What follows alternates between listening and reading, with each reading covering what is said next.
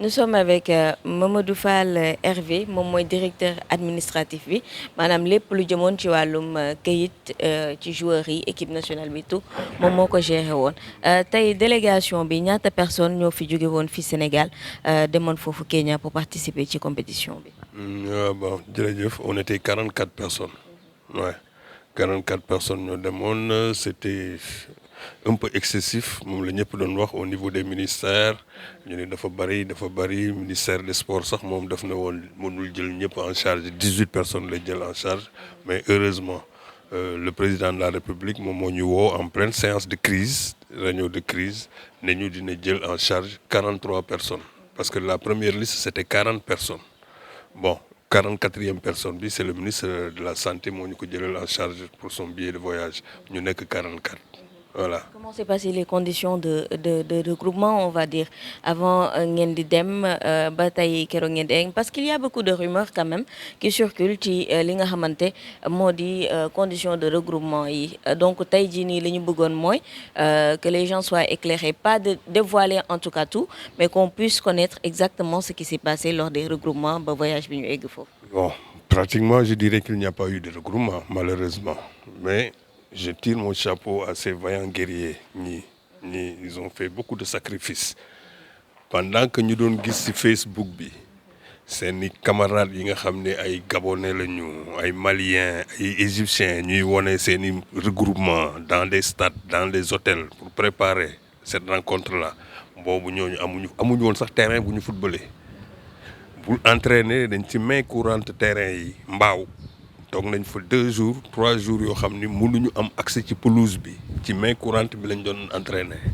stade Alassane Djigo bu ñu ñëwee dañuy fekk ñu occuper pelouse bi ci main courante bi lañ doon def seeni atelier c'est au dernier moment qu'on a fait appel au maire de la ville de Pikine Timbo mu woo le directeur du stade et le directeur du complexe bii ñu nekk nii allé pour mu joxe des instructions pour ñu octroyer ñu 2 heures pour ñu am accès ci kii bi par jour 2 heures par jour ci la ñu mën a parfaire seen liggéey ñoom ñii et très difficilement alors qu'au début on nous avait promis un regroupement à Toubab Dialaw lu tudd xawma loo xam ne gisuñu ko ba léegi donc ñun avec les moyens du bord ici à Pikine on s'est démerdé avec le courage de tous ces guerriers là dans des conditions très difficiles même ay maillots yu ñu entraîné amuñu ko woon Tassirou Diallo moo jël maillot équipe de football am ñëw jox ko booy yi ñu si doon entraîné amuñu dossard amuñu maillot amuñu dara même bi ñuy dem di football yi bi ñuy dem Kenya jeu de maillot yi ñu joxoon matul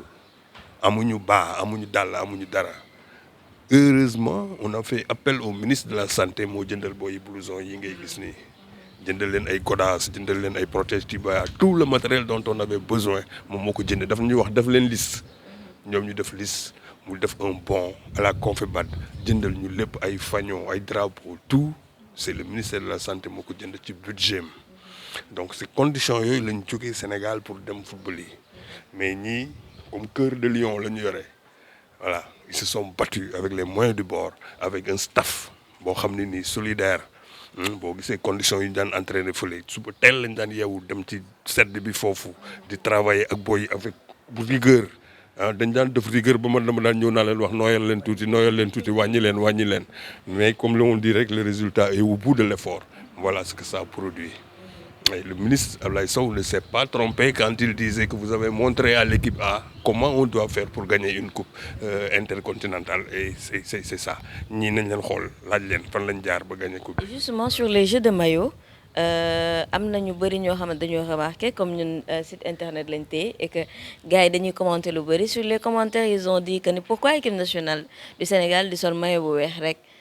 moom mooy xanaa chaque fois moom mooy recevoir wala nan la demee noonu. Souvent gars yi dañuy wax ni la couleur blanche ne porte bonheur souvent googu gars yi dañ koy wax mais souvent aussi ñoo doon recevoir et je crois que aussi la couleur blanche les gosses l'aimaient tellement bien mais on avait aussi les maillots verts mais mosuñu ko sol malheureusement mosuñu ko sol et moi je crois à la couleur verte. C'est la couleur de l'islam, mais c'est la couleur de l'Afrique aussi. Et voilà, donc Dieu a fait que avec ces maillots blancs, ils ont gagné tous leurs matchs. Et je crois que l'équipe nationale va aussi s'inspirer de cela. Voilà. Je crois que ñu nekkoon Afrobasket Kigali yëpp war nañoo xam ne maillot vert yi jigul Sénégal nañ koy lijjanti kon nu ñuy def bay sol maillot vert. Waaw am na ci solo en tout cas donc le hasard n'existe pas. Moi je crois pas au hasard. xëy na am na un brin de vérité par rapport à ça. Voilà. On ne sait pas. Voilà. Mais sant yàlla bu baax. D'accord. Je tenais vraiment à remercier ces braves guerriers-là. Parce que ñoom ñooy vedettes yi. Il faut qu'on leur tire le chapeau. Et puis cette compétition dafa amoon double objectif. C'était la compétition autour de ce trophée-là. Mais c'était encore la visibilité de cette communauté de sourds-muets.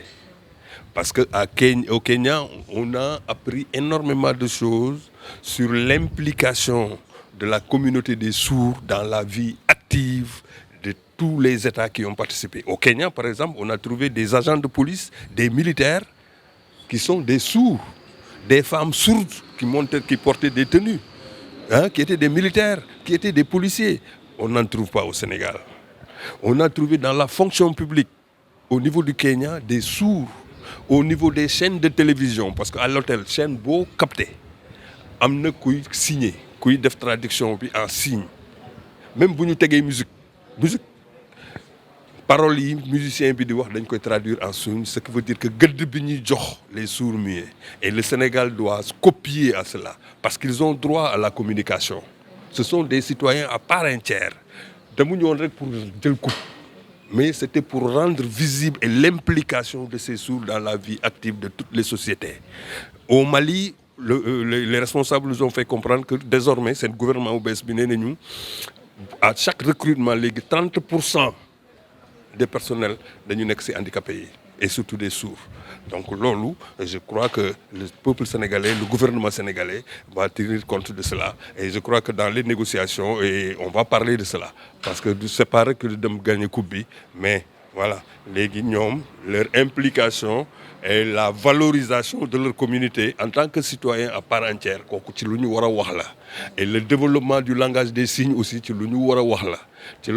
à travers cette coupe-là, je crois que ces débats-là seront posés. C'est ça qui m'intéresse le plus. Voilà, merci. Merci beaucoup Mamadou Fall.